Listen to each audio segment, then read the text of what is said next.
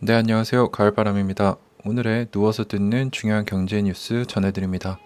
첫 번째는 이제 카카오뱅크 얘기입니다. 어제 말씀을 드렸는데 카카오뱅크가 오늘 드디어 상장을 했어요. 근데 69,800원에 네, 종가가 마무리가 됐습니다. 그래서 상한가를 친 상황이고요. 시초가가 53,700원으로 시작을 해서 상한가 29.98% 올라서 69,800원에 거래를 마쳤습니다. 그래서 이제 따상 상장 당일 공모가 2배 시초가의 상한가를 기록하는 것은 이뤄지지 못했지만 종가는 공모가의 거의 80%나 웃돌았다고 합니다. 또 오른 형태를 보니까 중간에 잠깐 주춤을 하다가 장을 마무리하는 시간이 될수록 쭉 말아 올려서 상한가로 마무리를 했고요. 그래서 현재 코스피 종목에서 11위를 기록을 했습니다. 그래서 33조 1,620억 원인데 어제 제가 말씀드렸던 이제 은행 금융주 중에 제일 큰 KB금융의 시총인 21조를 12조 원이나 웃도는 네, 엄청난 사이즈를 자랑하게 됐어요. 그래서 시총 10위인 기아 34조 7천억 원을 불과 1조 5천억 원 차이로 추격을 하고 있고요. 국내 핵심 업종 기업들인 포스코, 삼성물산, 현대모비스, LG전자 등을 줄줄이 제쳤습니다. 그래서 개인적으로 저는 지금 좀 고평가가 아닌가? 라는 생각이 드는데, 그래도 제 주변에 이 카카오뱅크 공모주 청약 참여하셨던 분들이 많은데, 그래도 이렇게 꽤 성황리에 잘 수익을 내고 마무리를 하셔서 네, 기분이 좋습니다. 그런데 이제 중간에 한국투자증권을 쓰신 분들이 많은데, 그 MTS에서 1시간 이상 접속이 안 돼서 네, 여러 가지 불만들이 와갔다고 하는데요. 그래도 이렇게 잘 마무리가 됐고 또 이 상장일 주가가 급등하면서 카뱅 임직원들이 얻는 평가 차익도 불어났다고 합니다. 네. 그래서 따상은 실패했지만 꽤 좋은 성적을 거뒀다. 카카오뱅크. 그렇게 화려하게 데뷔를 했다라고 얘기를 할 수 있겠고요. 다음은 이제 카카오뱅크의 지주사인 카카오 얘기입니다. 카카오가 네이버 추격을 엄청나게 맹렬하게 하고 있는데 어떻게 되고 있느냐. 이제 카카오 2분기 실적이 나왔는데 사상 최대 실적을 올렸다고 해요.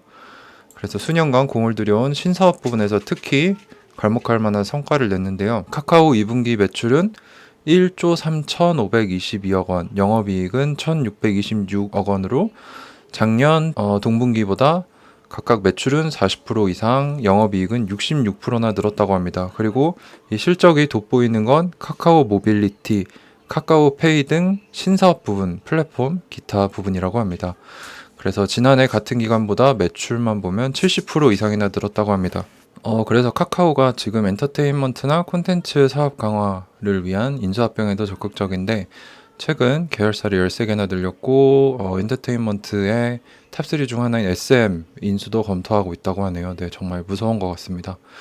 그래서 카카오는 이런 방식으로 네이버의 3분의 1 수준이었던 영업이익을 1년 만에 절반 수준까지 따라잡았고 네이버도 이제 신사업 매출 비중이 많이 올라가긴 했지만 영업이익 성장 속도가 카카오에 비해 한참 더디다고 합니다. 그래서 이제 시가총액 3위를 두고 이제 네이버와 카카오가 엎치락뒤치락 중인데 두 회사가 앞으로 진검승부를 벌일 것은 커머스와 금융이라고 합니다.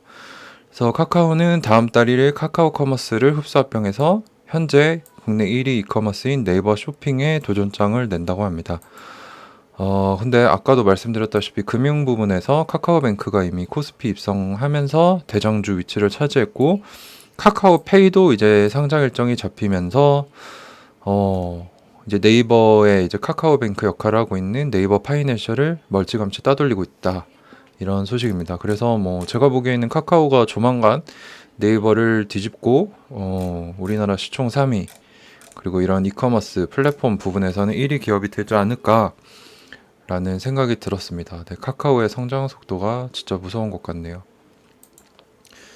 네, 그래서 카카오뱅크와 카카오 얘기 전해드렸고 다음은 이제 미국 이야기입니다. 어제 꽤 큰 뉴스가 있었어요. 이게 뭐냐면은 이제 현재 2035년까지 휘발유와 디젤을 사용하는 내연기관차를 신차 시장에서 퇴출하는 방안을 중국과 유럽에서 나왔는데 이제 미국 역시 적극적으로 행동에 돌입했다고 합니다.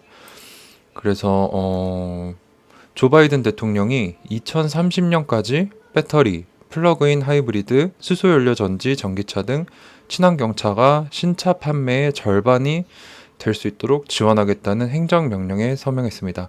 그러면서 바이든 대통령은 자동차 산업의 미래는 전기차다. 다시 돌아갈 수 없다라고 밝히면서 실제로 지프에 전기차를 타고 백악관을 도는 퍼포먼스까지 했다고 합니다. 그래서 이와 관련해서 GM, 포드, 스텔란티스 등 미국 완성차의 빅3가 친환경 보급 계획에 동참하기로 해서 이제 2030년까지 신차 판매량의 40에서 50%를 전기차로 내놓겠다고 약속을 했습니다. 이와 함께 현대차와 도요타도 동참하겠다는 의사를 밝혔는데 미국 환경보호국과 교통부 역시 휘발유 1갤런당 40마일이었던 연비 규정을 2026년까지 52마일로 올리는 규정도 내놨다고 합니다. 미국뿐만 아니라 EU에서도 유럽 그린딜의 핵심인 12가지 법안 패키지를 담은 피트4 55를 발표했는데 2030년까지 유럽의 온실가스 배출량을 90년도에 55%로 줄이기 위한 목표를 실현하기 위한 초안이라고 합니다. 그래서 이제 진짜 친환경 시대, 그것도 내연기관과 이런 경유차의 퇴출 시대가 코앞으로 다가왔다.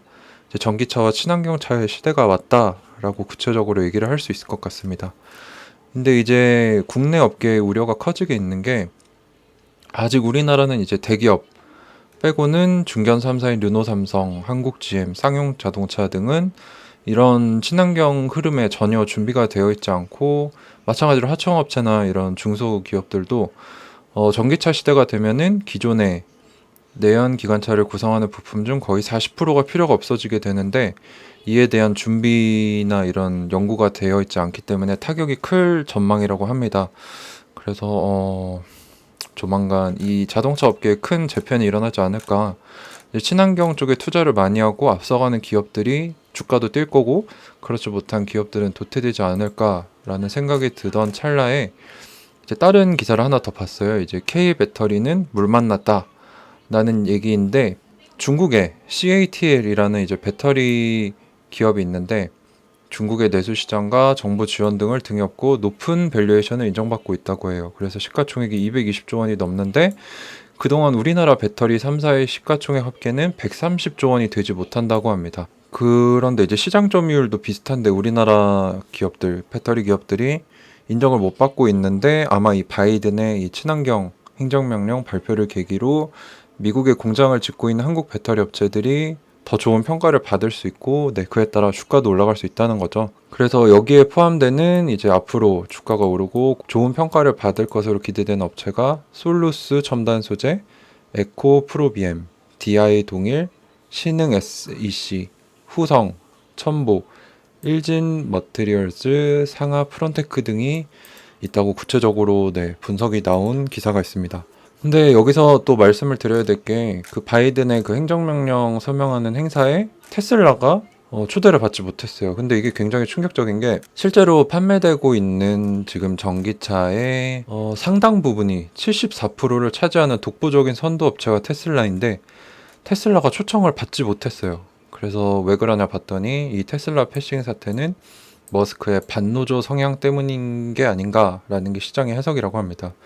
그래서 머스크가 노동조합 조직화에 나선 직원을 불법 해고하거나 노조를 만들려고 하는 직원들을 위협하는 등의 행보를 보였는데 친노조 성향인 이제 민주당인 바이든 대통령으로선 달갑지 않았기 때문에 일부러 테슬라를 압박하는 차원에서 초대를 안 한 게 아닌가. 또 테슬라 주가에 또 영향을 미칠 것인지 정권과 어떤 관계를 이뤄갈 것인지가 또 테슬라의 주가에 중요한 영향을 미칠 것 같습니다.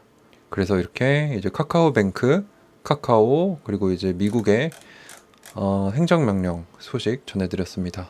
네, 오늘의 중요한 경제 뉴스 여기까지 하도록 하겠습니다. 감사합니다.